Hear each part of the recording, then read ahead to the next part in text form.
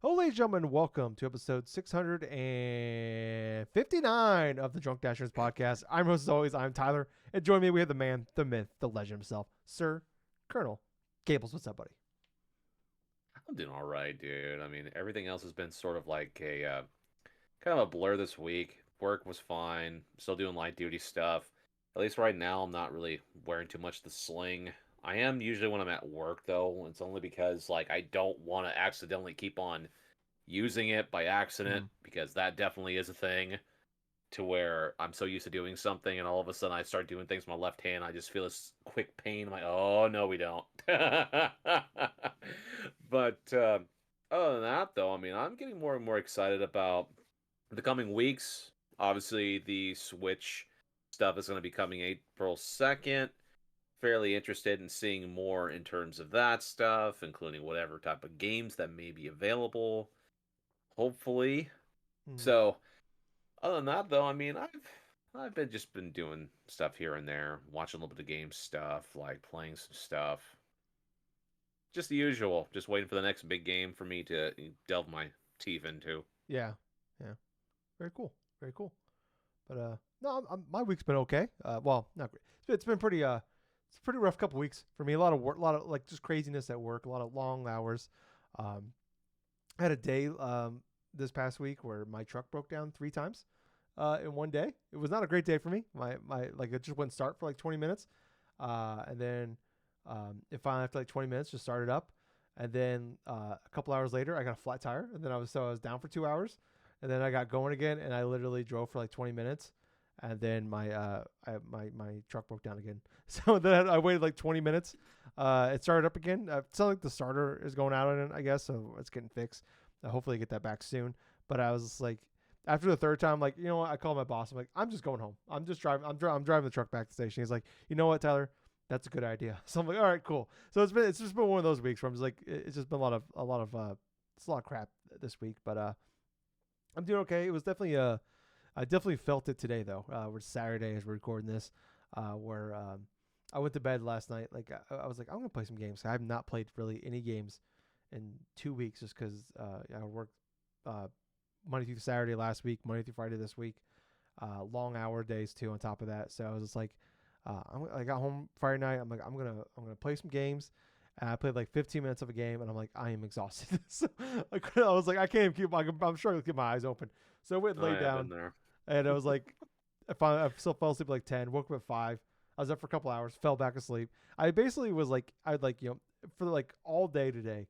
I was like, it was just like time. It was like me sleeping and then being up for a few hours and go back to sleep for an hour, then be up for a couple hours, fall asleep for a couple hours. Like so, it really wasn't until like 5, 6 o'clock where I actually like I felt like my day actually started. It's just a lot of me just like making up for a lot of sleep and just resting my body. But I feel I feel a lot better now. I went to go grab a beer before we started recording, and I realized I ran out of beer. But I did find out I do have some Tito's vodka still in my freezer. So Oh my God. I make it a Yankee Doodle as my buddy of mine, buddy of ours, Nerves calls it. It is a Powerade fruit punch and Tito's vodka.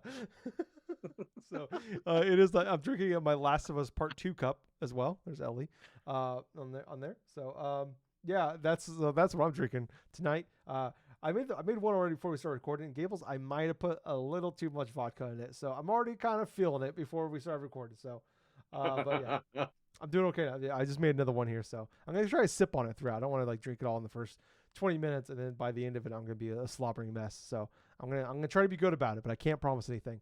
Um, but anyways, if for people that don't know what this is actually a video game podcast, believe it or not, where Gables and I get together every week, talk about video games and everything we love about them. We are two guys. We have full-time jobs. We just do this for fun. We don't make money off this. We don't really get like we get some codes every now and again for games, but for the most part, we just do this because we love it. We don't have Yep. a Patreon. There's no way to directly support us like money wise. The really only thing we ask you to do is give us a little bit of your time. We do a podcast. We record it Saturday night. Goes up Sunday morning, and that's pretty much what we do for the most part. We have a new podcast. It's on every podcast service. It's on YouTube. Best place, honestly, that you can support us is by going to YouTube, clicking the bell are subscribing, clicking the bell, hitting the likes buttons, just commenting, sharing. Also, we're on Apple, Spotify, all those places. Go there. Really would appreciate it. Even if you don't, if you just use it, but you're not gonna listen to us there. If you could just subscribe to us on there and leave a review, that'd help us out as well. Like I said, we don't make money off this. We do it because we just like video games and like talking about them. So yeah, if you guys can go those places and support us, we really appreciate it. We've been doing this for close to 12 years now. It's getting closer and closer. Like you mentioned, Gables, we're a couple weeks away from that Nintendo Direct for the Switch 2. And it's just funny. We talked about it like a month ago, and it's just like, it felt when they said April 2nd, it felt at that point like so long ago, but I'm like, man, that time's going to go by so fast. Yeah, it is. And like, here it is. Like, I think they announced that like late January, mid-January. So yeah, it's been longer. Like, yeah, it's been like 2 months almost since they announced it. And yeah, we are literally 2 weeks away, I think now, from 3 weeks away, 2.5 weeks, whatever it is. A little over 2 weeks. Yeah, so that is crazy. So that is also, if you subscribe to us on YouTube, we have a lot of stuff that it doesn't go up on the podcast feed. We do live reactions. We do some like fun little side content here and there as well. So the plan is to do a live react for that. When it happens, I'm actually going to be off work that day. I usually have that Wednesdays off anyways, but I'm making sure I will not be working that day because I want to watch that thing. I don't want to like be off the internet all day and work all day and like so I'm gonna be home. It's gonna be 8:00 in the morning my time, and I'm super pumped for it. So that will be a live react for that on April 2nd. So yeah, keep an eye out for that one. So more reasons to subscribe to us on YouTube because there's more stuff that goes on there than just the podcast. But Gables, let's jump into some of the news this week. A couple bigger things. Like I thought last week was like one of like the slowest news weeks we've ever had in the history of. Well, maybe not. Obviously not history, but one of the slower weeks we've had in a long time. At least a couple of years, it felt like. Right. But this week kind of picked up slack a little bit. So kind of start off here. Like we've heard a lot of rumblings about this. This isn't like a new news, but we've had some like kind of a breakthrough on some stuff here. So about a potential, not just Xbox handheld, which Phil Spencer has openly talked about one of those, but potentially coming later this year. It's called Project Kennen. I believe that's how you pronounce it. That is supposed to be coming later. The plan is to come out late this year.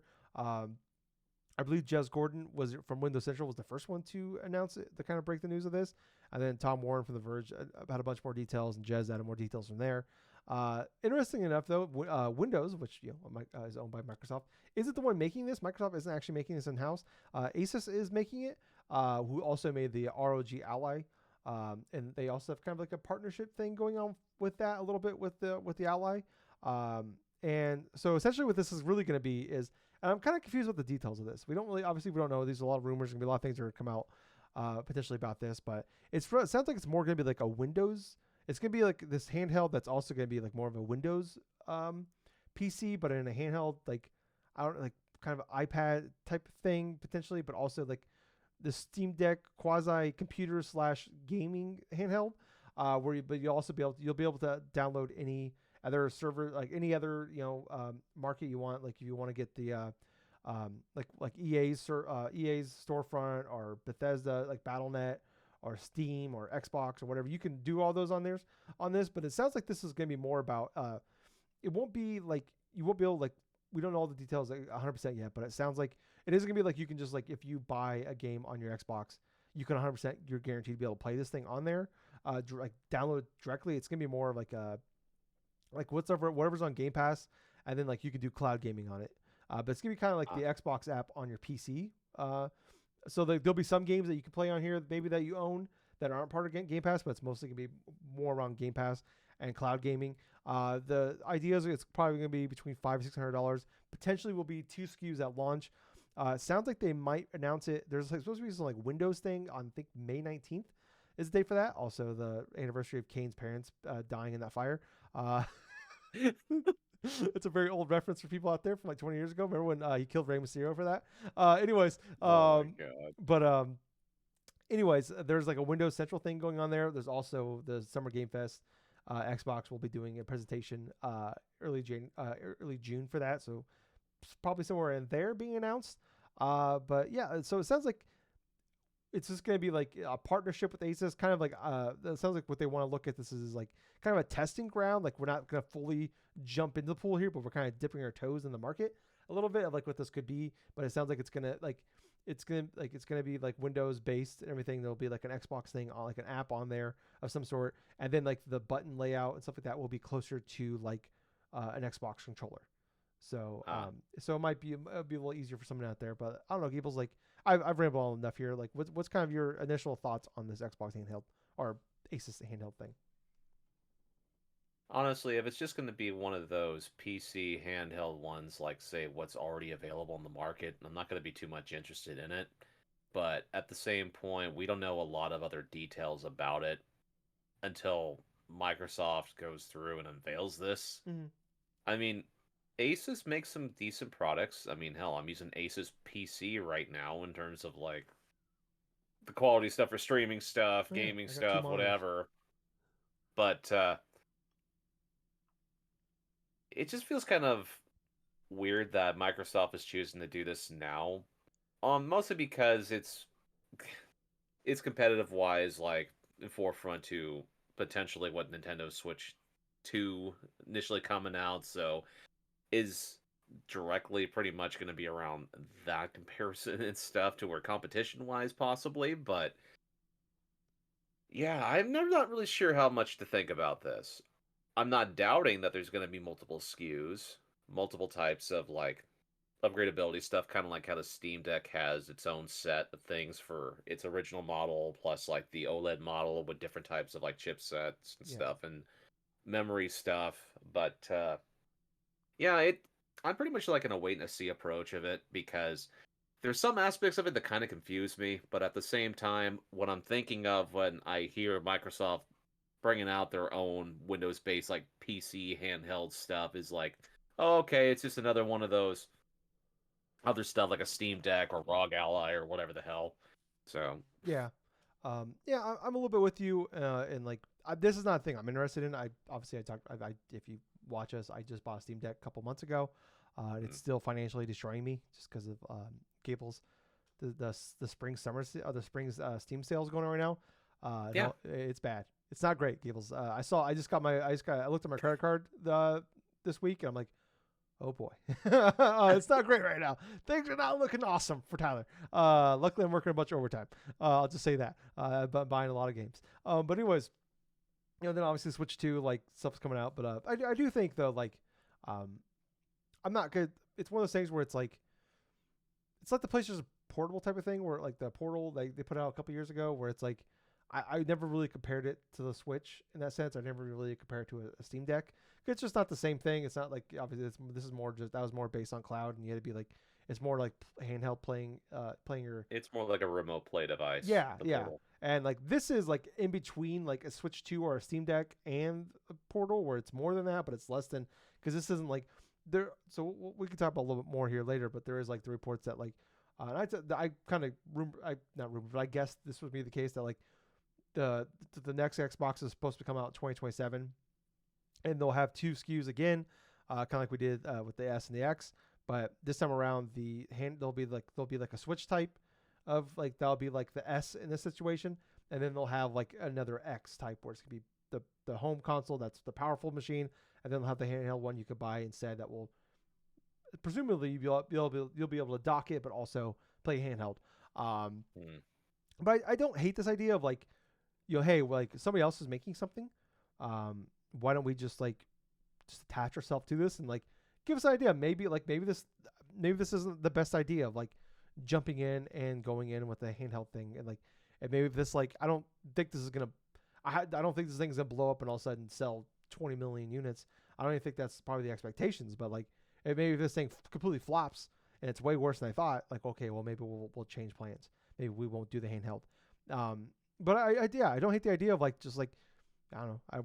We don't know how much like Microsoft necessarily is backing this financially, but like it's just like a thing of like, hey, we're just gonna throw a name on here. Maybe they could put the Xbox logo on the box, and like, hey, Asus is like, hey, we could. That's just one more thing. Like that's one more selling point for us. And they already have the ROG Ally, which a lot of people are out there like, and like Xbox has already done some support with them on that one.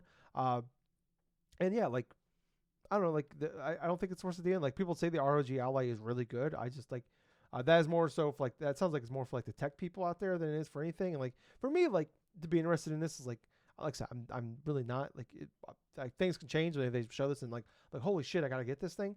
But for me, it's like I'm a dummy. Like, I don't PC gaming is not my thing. Like I've bought games on Steam. I played a few games on Steam on my PC, but like I don't want to deal with like all the like options. I don't want to deal with like, oh, there's an issue here, or this thing isn't running great, or whatever. Like, I just like I'm a console gamer because I just want to plug the thing in and I just want it to work. Like I'm a dummy. I Hmm. don't like. I don't understand things. I get frustrated and I give up. Fuck it. Like I'm not dealing with this. Like people do not want to know how long it took me just to be able to do the bare minimum of just doing like recording the video of this podcast.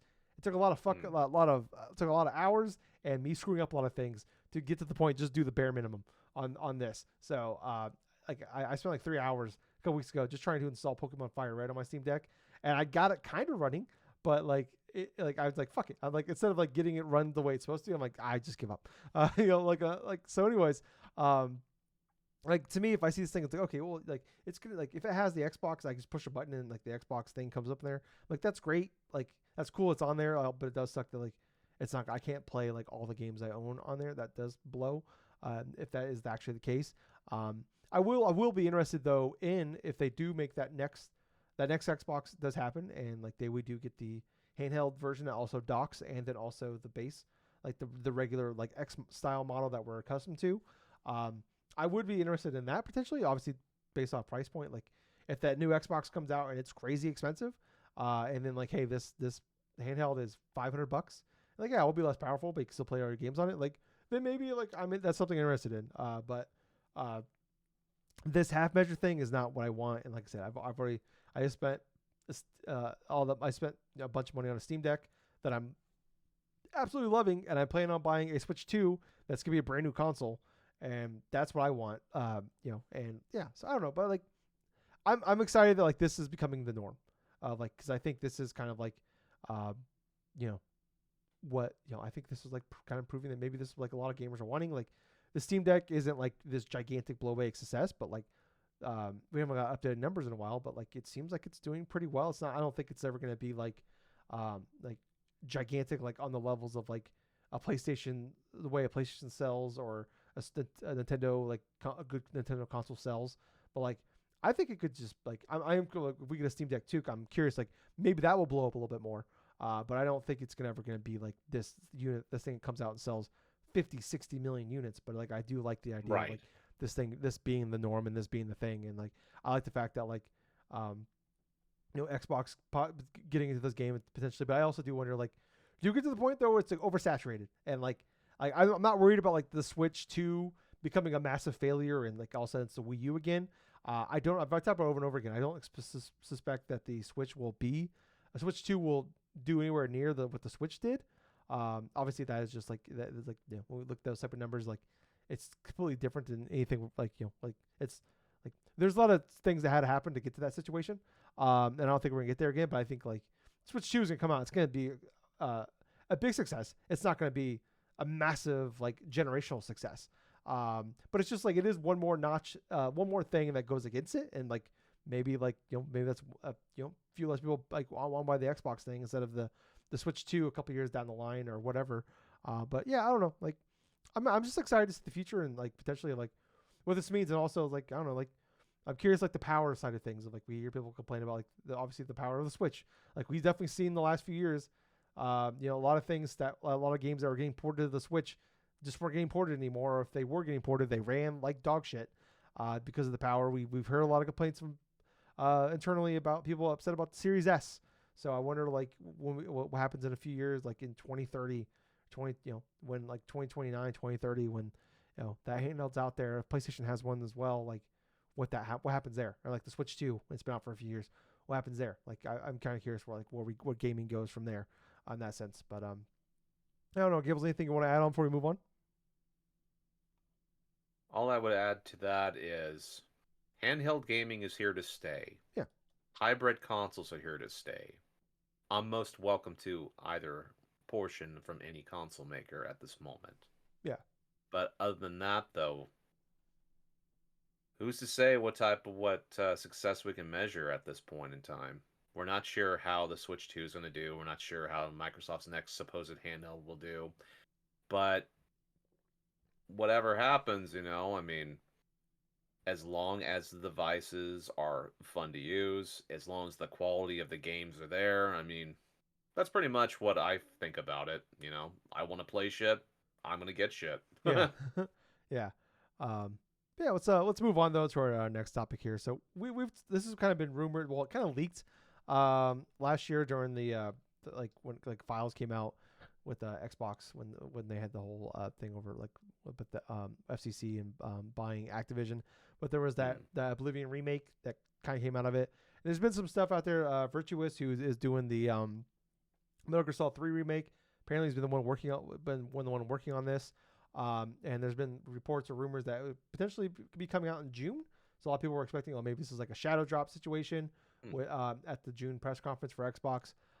Nate the Hate, who's been a very good insider, Andy Robinson from VGC, and Jeff Grubb have also kind of added more details on this. But Nate the Hate was the first one to come out and say that he expects the reveal to be coming in the coming weeks. Obviously, I mean, is that a week? Is that 2 weeks? Is that 3 weeks? We don't know, but like sooner rather than later, a lot sooner than I think we were all expecting, and it could release as soon as April, which is interesting. But he's expecting between April and June, which would be I think surprised me and I think surprised a lot of people.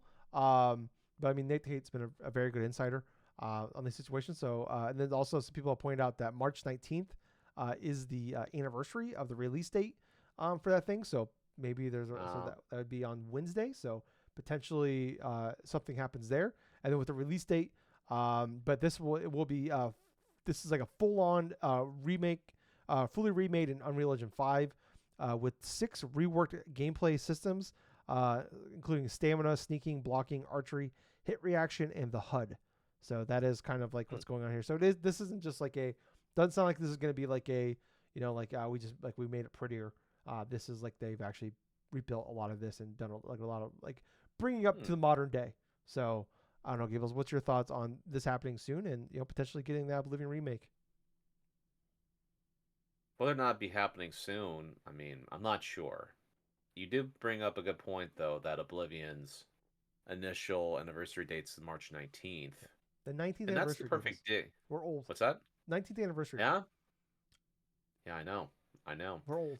At the same point, it's like that would be the most ideal way to go through and doing a release, even if it's something as simple as uploading onto YouTube or onto any type of social media channel. Okay, this is the first look at Elder Scrolls 4 remake. Then they have the whole beautiful Vista stuff, then the starting area, have everything else. Everything looks fantastic. It's more updated and stuff like that, obviously. As for interest, yeah, I'd be fairly interested in giving it a shot. I mean, I've tried playing Oblivion a couple different times. I do love Skyrim. Skyrim's an amazing game. And part of the reason to that is because back in the day, I just could not get into Oblivion as much as I thought I could because of various things. I mean, the look of the game, no. The look of the game back then I thought was fine. But as far as the systems go, you basically had to do specific things to upgrade certain stats. Like, say, if you jumped a lot or something, it would increase your like agility or something. If you were hitting a whole bunch of different things, your attack would increase. And if you just crouched and was just doing like a freaking sneaking animation or something like that, going across everywhere, your sneaking ability would be leveling up. If they rehaul that type of system, I mean, I'd be perfectly fine with it. Maybe some people wouldn't, but at the same point, I kind of wanted to be more akin to how an actual RPG does, and just do it by leveling up. Yeah, and just rework different things of that sort. Yeah, yeah. I'm pretty excited for this one. I'm more like back then when I remember like playing it back when I first got my 360, and I was like, this is just not what I'm into, and I'm a much different person than I was like even gaming habits back then. And back then I was especially really bad at like playing like completing games. I'd buy a lot of games and like play them for like 2 hours and never go back to them or whatever. Like I remember like even some games I played longer. I remember like like BioShock I played a bunch of and then like I stopped and I went back like a year later. And I was like an hour away from like the ending of it. And then like, I did the same thing with The Darkness where I literally I beat the final boss, didn't realize it, and I stopped like in the hallway before like you have to like walk down the hallway and it goes to the credits. And I literally beat the final boss and then just stopped. And I went like 2 years later went back and I'm like, oh, I had beaten the game. But anyways, Like I remember playing for a few hours and it wasn't for me. And like even like Skyrim, I gave the old college try way back in the 360 era, and I played like 20 hours of it. I'm just like, I'm not loving this. But like I'd be interested, like me now playing this game, how would I feel about it? How deep into the weeds I get into it? I'm not the type of guy that goes like I'm gonna spend like I have friends that like I still go on and I look and they're still playing fucking Skyrim or like Fallout 4 or whatever, like for the 15th fucking time or whatever. So I have friends that like still go back and play those games years later. So sure, a lot of them will be really excited about it and they put 100 Oh hours, yeah. hundreds of hours into it. Like I have one buddy that he had like a kid when Oblivion came out. So like when the like his when the, so when the it was still a baby, you know, like a couple weeks old, couple months old. Like when he was like he'd have to get up in the middle of the night and just like be up like wait for the baby to fall asleep. He would like talk about like he maxed out his jumping and sneaking because of like he would hold his child in one arm and like just jump over and over again while playing Oblivion and then like 3 o'clock in the morning until he maxed out the jumping ability. So like I don't know, like I'm excited for like them to like I know a lot of them are I sent the link to a few of them and they're super pumped for it.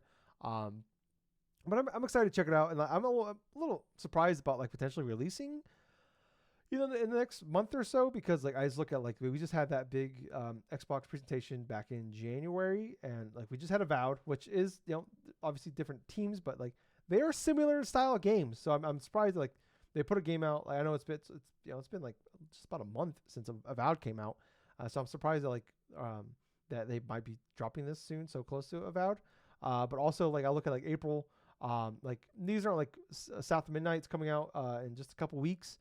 I know it's not a AAA game, it's not like the top end game, but it is like an Xbox game that they've heavily been marketing.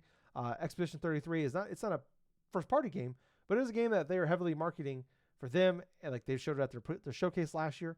They just put it in the developer direct back in January, and that is also coming out at the end of April. So it'd be kind of interesting in like putting that out around that time period. And then in May you have Doom Dark Ages, obviously two completely different style games. But I'm like, obviously your Game Pass thing you're pushing. This is like if you want like I'd put this like I think June would be a good time to put it out because like you have if you want to keep people re-upping for another month here and there, like you have like you already have like you have a big game every month for at least the first 6 months of the year, and then we have a showcase in June where you can show, hey, here's what we got coming the rest of the year. So I'd be kind of surprised if they put this out before then, like especially like I said, April they've already got 2 pretty big games coming out that are like they've heavily been pushing for Game Pass. May they have Doom, so it's like June, like late June, whatever, get people to stick around for another month or two to play Oblivion. Like I don't know. That's why I look at like that's why I'm kind of thinking about. It's like, hey, you want to keep people. And it's like that's what a lot of like subscription based things that like they do is like they'll find ways to like keep people around. I remember like I think it was HBO like they had like I think it was like it was like when I want to say like Last of Us was like ending. Like they had another show. Oh god, what was that? The show with all the business people.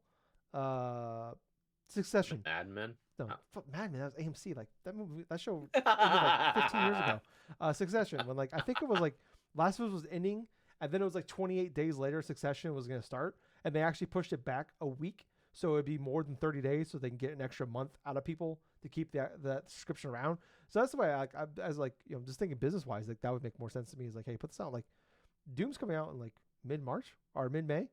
Why don't you just put this thing out like into June, early July? I don't know. And now, I mean, Xbox already seems like they have a lot of shit coming out this year. But I don't know. Like, hey, I'm excited to check it out. I'm excited for people that are like looking forward to it. As a gamer, though, like I'm looking at this, I'm like, this is fucking awesome. That I'm glad this is happening. Like I said, like, and they're like, it isn't just like, hey, it looks prettier now. But yeah, I'm excited like for Tyler now to like jump into this because like I've never been like the biggest like Bethesda like games work guy. Like I've loved a lot of Bethesda games that they've like of other studios that they made. But I'm excited to jump into this and give it a real shot. Maybe it'll finally sink its teeth into me. I don't know. We'll have to wait and see. Maybe I'll just end up jumping around for 10 hours and then like I'm kind of done. Yeah, I'm looking forward to it. I'm looking forward to see what it looks like. Looking forward to the reveal because yeah, I have an image in my head of that game and that image is from 19 years ago. So it'd be fun to see it now. But let's move on to the last topic, Gables, we have here. Kojima, that motherfucker did it again. Just dropped on a Sunday of all things. On a fucking Sunday.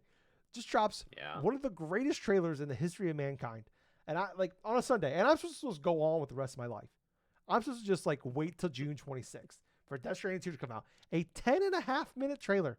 This motherfucker. If anybody could do a 10.5-minute trailer, there's only one man, and his name is goddamn Hideo Kojima, and he did it, and it was a thing of beauty.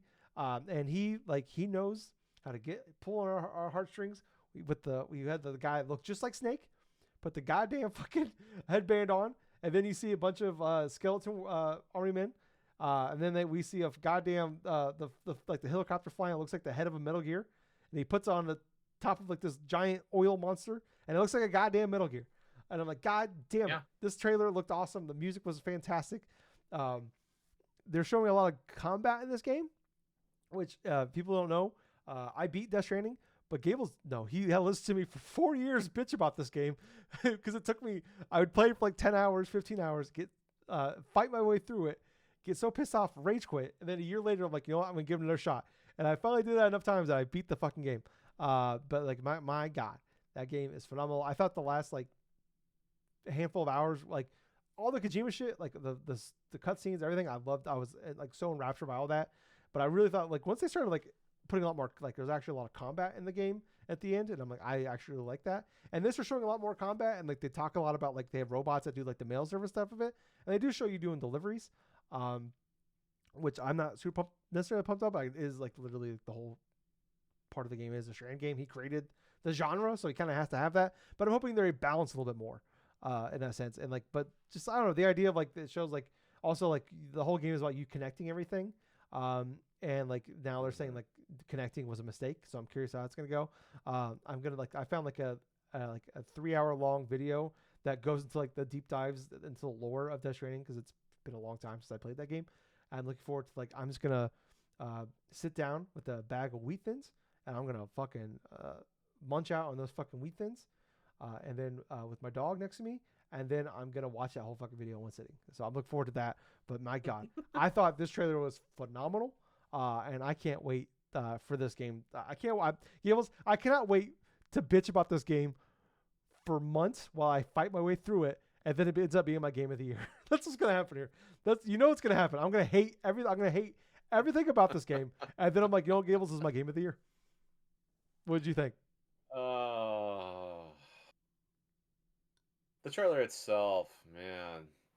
God, there's a lot of things just kind of break down inside of this trailer. I mean, yeah, there was a lot of action, like first and foremost, it was nuts. It was nuts though, because it's kind of like the exact opposite of like the first game, to where that one's focusing more on connecting like people together in terms of like not just like networking stuff, but like you're literally going from place to place trying to make sure things get connected and stuff, and transferring packages and people and whatever the hell to different destination points.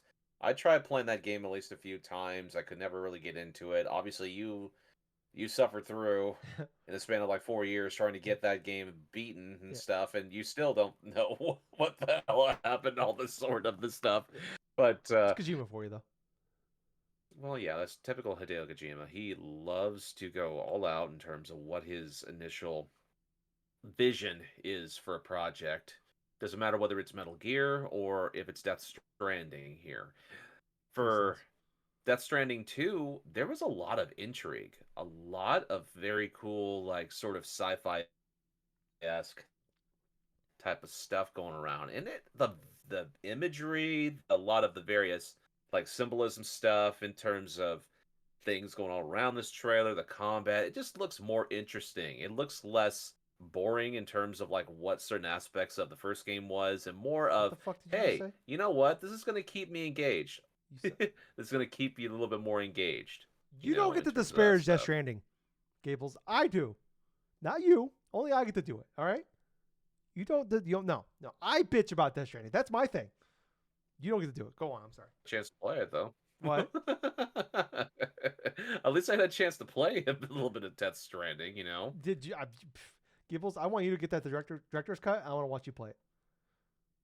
I want to wanna watch watch you me walk play through it? the snow, get to damn near the top of the hill, and then you run out of energy and you slide all the way down the goddamn mountain. Oh my god, that would be pretty funny though, but still. Happened to me too many times. one of those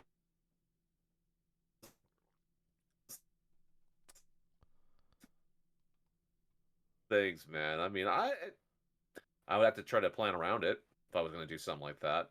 But what I could say about frequently had me more wanting to play this Death Stranding 2. I can't. Yeah, I'm looking forward to it. I'm curious how it's gonna work out as far as like the whole, how much more are they gonna do to it? Like once that director's cut came out, it definitely made a huge difference because they like I just put it on very easy, and then you had like a lot. They made it a lot easier to like, get around and stuff like that. So if they have all those options back, they just start with that, and also just put it on very easy again. Hopefully they have a lot more accessibilities maybe, and like I'm just like, hey, I just want to like I'm fine with the combat being on medium or normal, whatever. But if we could just make it so I do the bare least minimum for the walking parts, like I'm all in. Like, cause like there's so much. Like I said, I love everything about that game except for, and also my job is delivering. So like I remember like when I really got back in the game a few years ago, like my main job is delivering. I have a second job delivering, and then I go home and I deliver in this video game all fucking day. So it was like, man, this like really broke me. So yeah, I look forward to doing that again. But yeah, man, I can't fuck away. And then also that little doll man, he is everything to me now. And then at one point, like he puts his arms up, like when they put the seatbelt on, he's like upsies. I'm like, I love this guy. He's my new favorite character in all video games. I need to know more about this man. But yeah, oh man, I cannot wait. I'm like, oh man, I'm gonna have to watch this again. And like, I'm sure someone's done like a full like 6 hour long breakdown of this 10-minute trailer. Going through all the like little things in it. I gotta watch that again. I gotta watch that because I want to watch it. Someone's done it. I know someone's done it, and I need to go watch that too. But let's move on to some other news this week, Gables. A couple fun little things are happening. Nier is having a 15th anniversary stream on April 19th. So they did say at one point that there would be some some good announcements for the anniversary this year. So I'm hoping Nier Automata 2, Gables. I'm hoping. That'd be interesting. Yeah, nothing would make me happier. Next up, Mario Day happened, and we kind of talked about it last week. We weren't really expecting a lot. Not a lot happened. We got like some Lego announcements. There's some sales. I don't think. Obviously the NSO stuff happened before that, but I don't think anything else major happened besides that. No, not really. Yeah, so there was a Lego announcement and stuff for like Mario or something, like a Lego. Yeah, I said that. Mario Kart, something like that, but nothing like too crazy. Yeah, so it was kind of a whatever, which I wouldn't expect much. Split Fiction has sold 2 million copies in its first week, so that's fucking awesome. Good. People Can Fly, the makers of Bulletstorm, I mean like Gears Judgment, Outriders, and they're co-developing Gears E-Day. Signed a deal with PlayStation to work on a one of PlayStation's IPs. That's interesting. Mm-hmm. Considering they have a lot of experience in doing like shooter stuff, and for the most part, like third-person shooter stuff. Yeah, Bulletstorm was first person, so. Yeah, Bulletstorm was first person and stuff, but the fact remains is like, what could they be? Most likely, what would Sony use in terms of the studio here? Maybe more so for a dormant franchise, Maybe like they're saying like a PlayStation IP, so immediately comes to mind a couple different ones. There's Killzone, there's Resistance, but what was that? That's just the. What was that? What was that? Remember that? I said Dragon's Lair. That wasn't the game. What was that PS3 game? That early PS3 game, the dragon flying game that was used the 6-axis for? Dragon's Lair. Was that Dragon's Lair? Is that what it's called? Well, Dragon's Lair was that animated arcade game, wasn't it? Oh my god! You know what I'm talking about, though, right? Yes, I do know what you're talking about. And Factor 5 was the company that made that. Really? Factor 5 made that? Yes, Factor 5 made that. It was Lair. Lair, that's what I had. I just Dragons and Lair. That's why I had. Okay, Lair. Yeah, that piece of shit game. They should make Lair too. That'd be so funny if that was a thing to do. Oh, dude, Starhawk. Let's bring back Starhawk. Or Mag. What did they bring back Mag? We've got the team together, people. We have officially brought Mag back. We can finally do the thing we promised 15 years ago. It's 15 years later. Now we can get 300 people at once. Yeah. No, they can actually. What was it? 150 or whatever it was. They can actually do it. Oh my God. We're like only like a group. Tyler, it's like we are just like the small amount of people that actually managed to play Mag way back when, I remember, dude. And that was the whole cluster of things. Like you had like 100 people like all at the same time and shit. There's 3 factions. You had to go and choose which one and stuff. but it was That'd actually be like really hilarious if that just got brought back randomly. yeah, but it was like funny because they like 100 player, 150 versus 50, but it was actually like 4v4 or whatever it was. But there's just so happened to be Yep. other games going on. Yeah, that was so funny. I was just like, what are some of the like? I'm just thinking like PS3 dormant games that are like that they could be doing it, and it's like yeah, Mag would be the fun. Starhawk or Mag would be the funniest. What if they are, dude? What if they just remake Flower? Bring back Flower. Fuck it.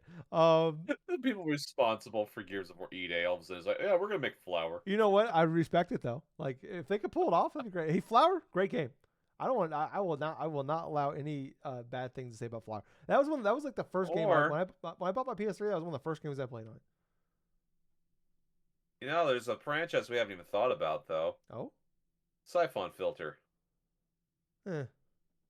I'll be Siphon more excited for Filter, later. dude. I mean, I understand, dude.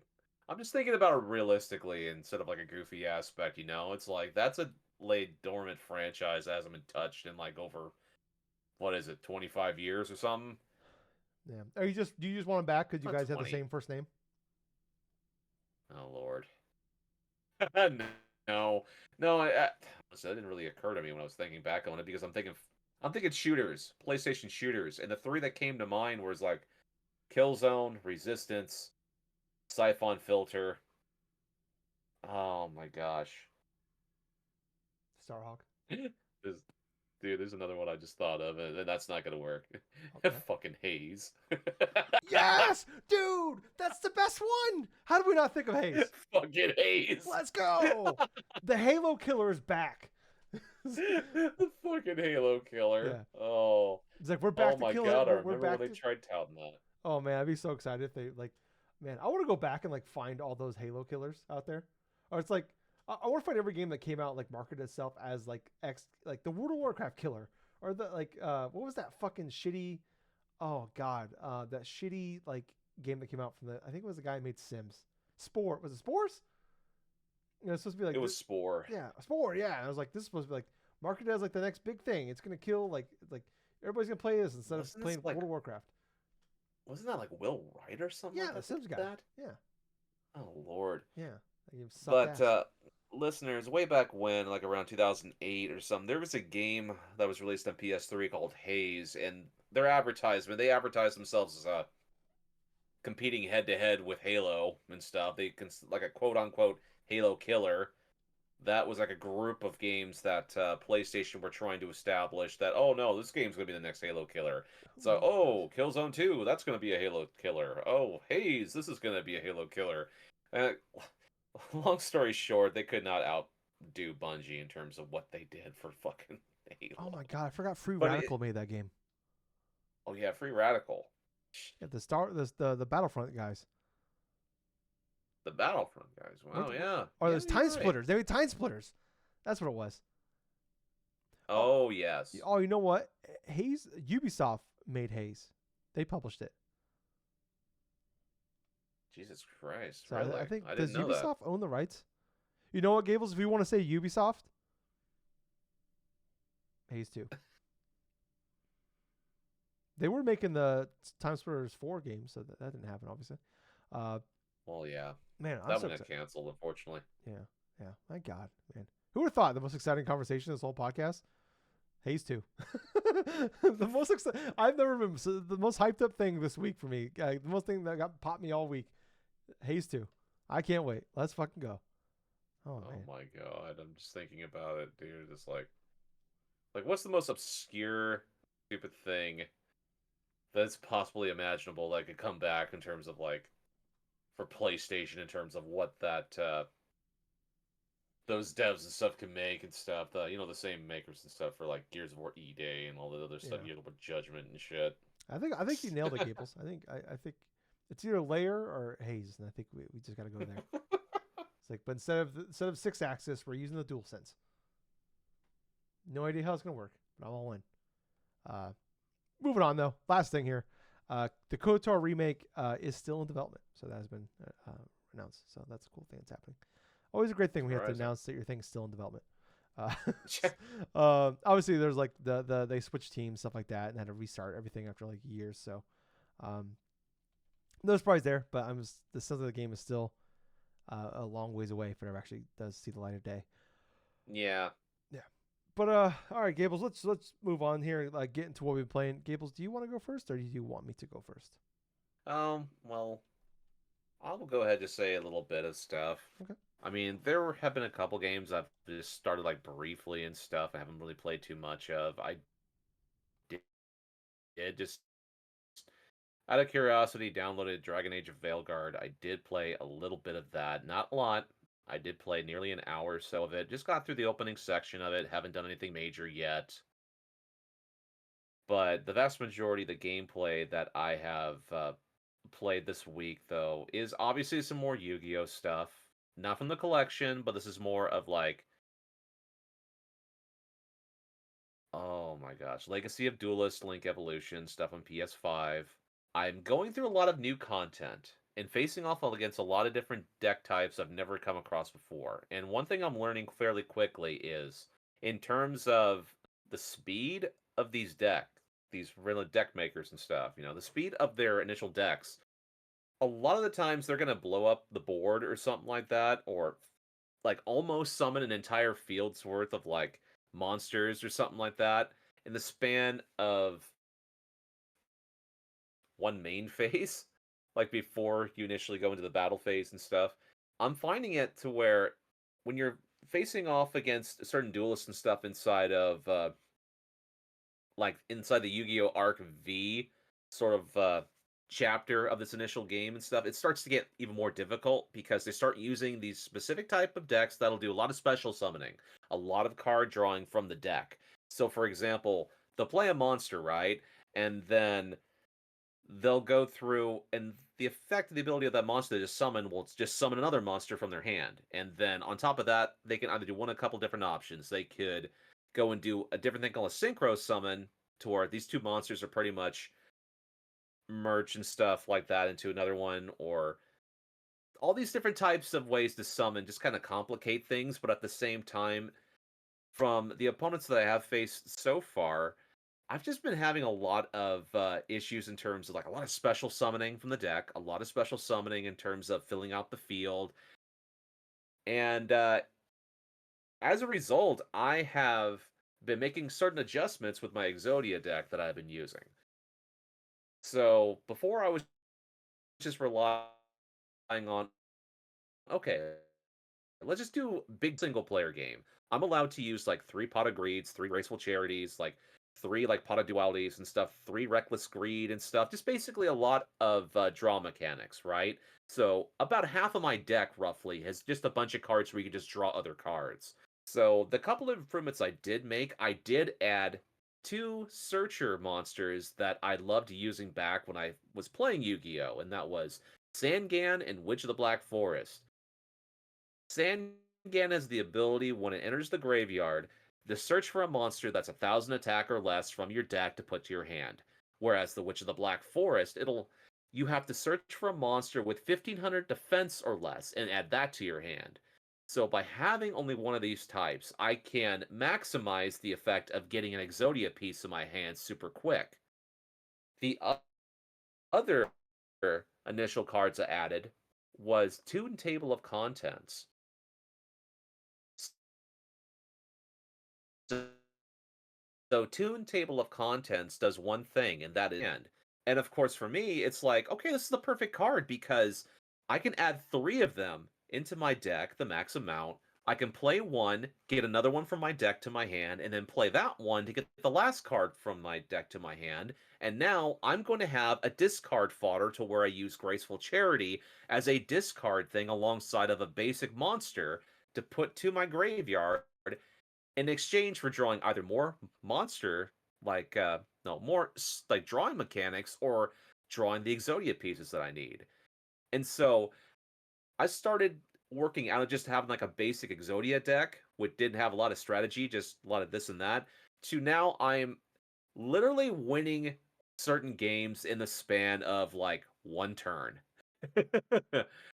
And that's what they used to call a OTK deck or a one turn kill deck.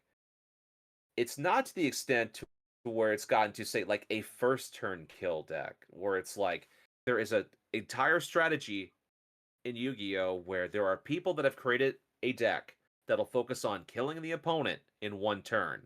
And that's a combination of a lot of different cards, and it takes an incredible amount of luck in order to get one consistently going for each deck.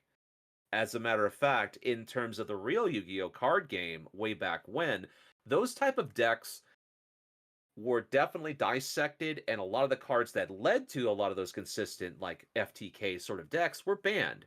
So certain draw mechanics were limited, like say Pot of Greed or Graceful Charity, or even to a certain extent, certain cards like say Harpy's Feather Duster and Raigeki were like those like field clearing cards, like Raigeki clearing a whole monsters from your side for your opponent's side of the field, or their Harpy's Feather Duster, their whole spell or trap cards to the side of the field.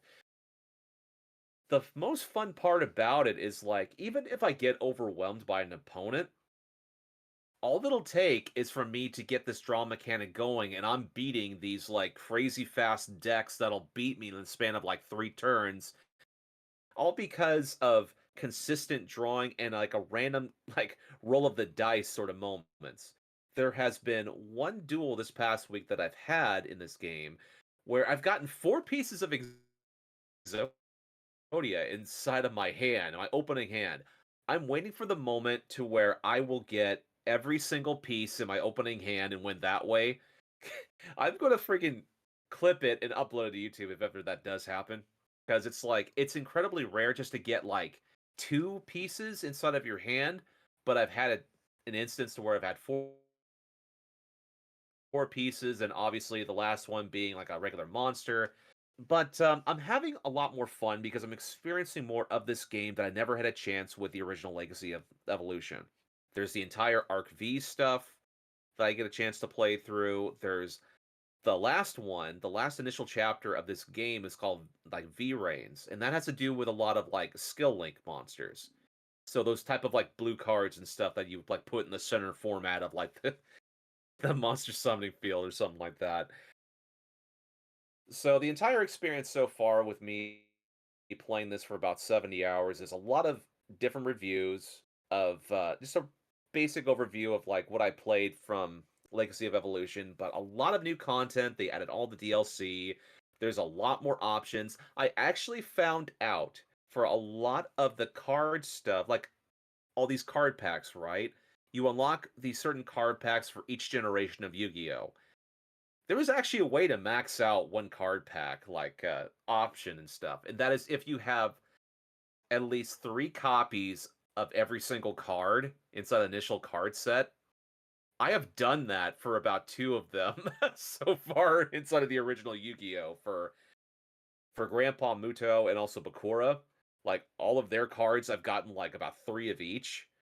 But man, there is so much options to build your own style of deck if you want. Like, say, if you want to play with like a Destiny board style of deck to where that your win condition is that, you can do that. You can build an Exodia deck. You can build like a good Dark Magician deck. There's new Dark Magician support inside of this game, as well as Blue Eyes, White Dragon like Architect stuff. Hell, there's even certain cards that have come out more recently to where you can play a combination of a Blackluster Soldier, Gaia the Fierce Knight style of decks.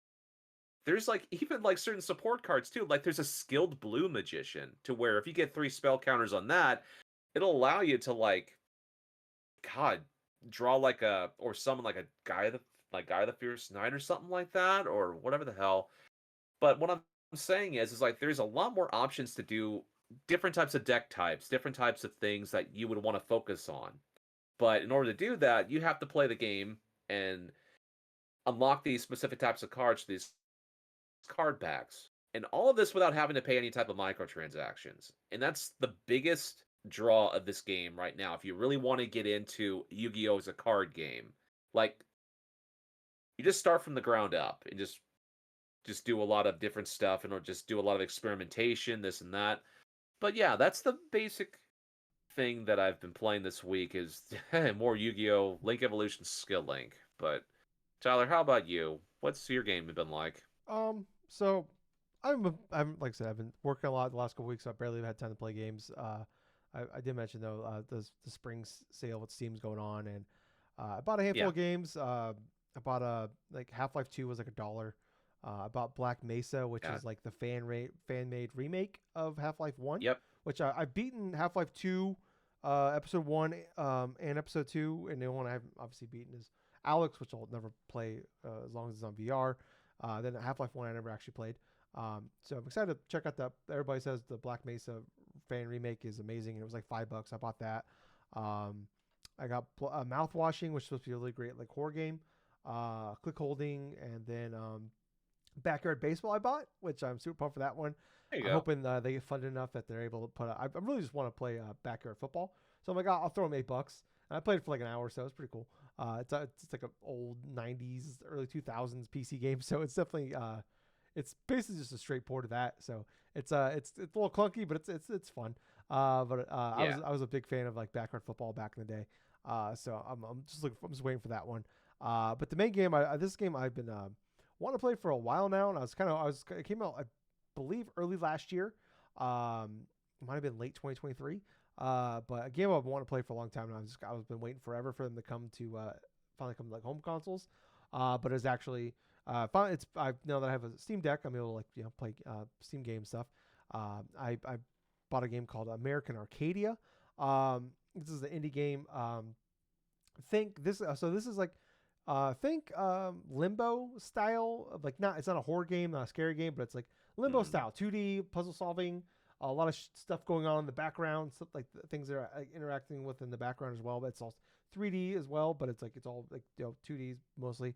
But so it's a game about basically like you play as a guy named Trevor, and he just has a very boring, mundane life. Goes to work every day, goes home, works in an office, but he lives in a city called Arcadia, and it's basically like a Mm. giant dome city. I don't know if people know they're in a dome, but basically they live in the city that is like still like basically stuck in the set like 1970s. But so what it is, this is all in the first like 30 minutes of the game.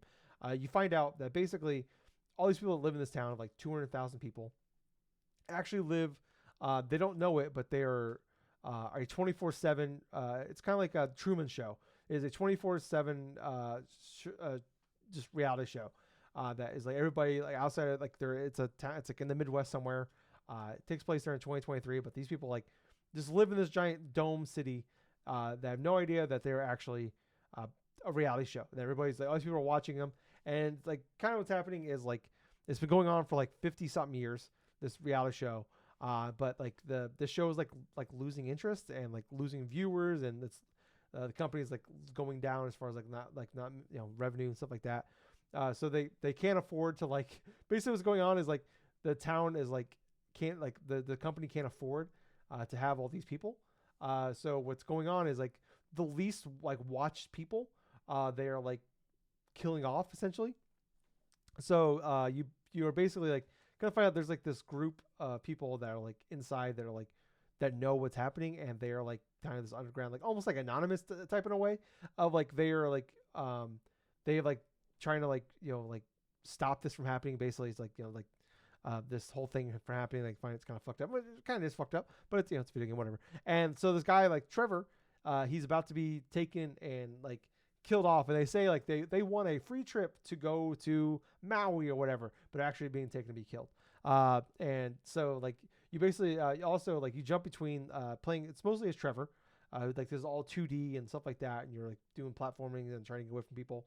But then you're also playing as like Angela, who was like the hacker who was helping you survive and helping you get through these events. So the cool thing is like basically you play as Trevor, but then like you play as also as Angela, but like you jump between like Angela is like basically like watching you on a camera and like talking to you through like a little earpiece, and but she can also like interact with things around you. Like she can turn on lights or move platforms up and down, or like basically help you solve the puzzles to continue on and get away from like these people that are trying to to kill you, but it's also very funny. They make it's also a very funny game of like they make some like real life references to things like they Huh. like these robots that like clean things, and she keeps calling them Wally, or like she makes a reference to like a music video reference to like Beastie Boys, stuff like that. It's a very funny like timely like jokes that I get that are funny.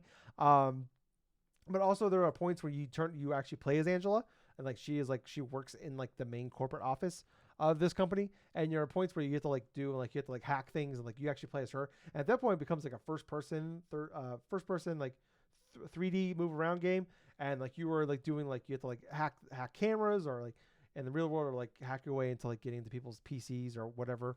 And then like there's one mission where you have to like I've only played a couple hours. I heard it's only like a 5-6 hour game. I've only played a few hours, like maybe 2.5 hours of it so far. But you were like you jump. There's one mission where you're in a hotel and you gotta sneak through and like put like something into like a suitcase or whatever. But I'm like as someone that like loves those style of games, like I love like Limbo, and I love playing like a lot. Like there was like a game a couple of years ago that was on game that still might be on Game Pass. I played last year, I want to say, or 2 years ago. That was fantastic. I can't think of the name off the top of my head now. I'm sorry. That was like an alien-based game, but I love these style of games, and I've always like I want more of these. Even though it's not a horror style game, but it's like still uh, very much like a Limbo style game in that sense. And like it is very, I would say it's very charming. It's so like I love the graphical style of it.